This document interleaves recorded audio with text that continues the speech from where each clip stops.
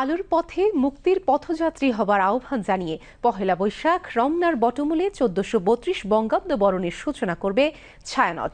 আজ বিকেলে ছায়ানট সংস্কৃতি ভবন মিলনায়তনে রমনা উদ্যানে বর্ষবরণ ১৪৩২ উদযাপনের প্রস্তুতি নিয়ে এক সংবাদ সম্মেলনে বক্তারা একথা বলেন।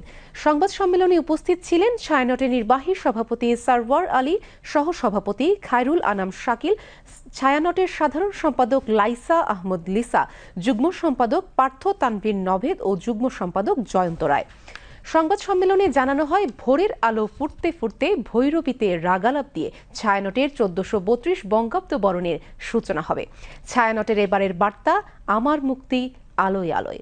ছায়ানটের বর্ষবরণের এবার ৫৮তম আয়োজনে ৯টি সম্মেলক, ১২টি একক গান এবং ৩টি পাঠ নিয়ে ১.৫ শতাধিক শিল্পীর অংশগ্রহণে ২ ঘণ্টার অনুষ্ঠান। রমনা উদ্যান থেকে সরাসরি সম্প্রচার করবে ছায়ানটের ইউটিউব চ্যানেল, ফেসবুক পেজ এবং বাংলাদেশ টেলিভিশন।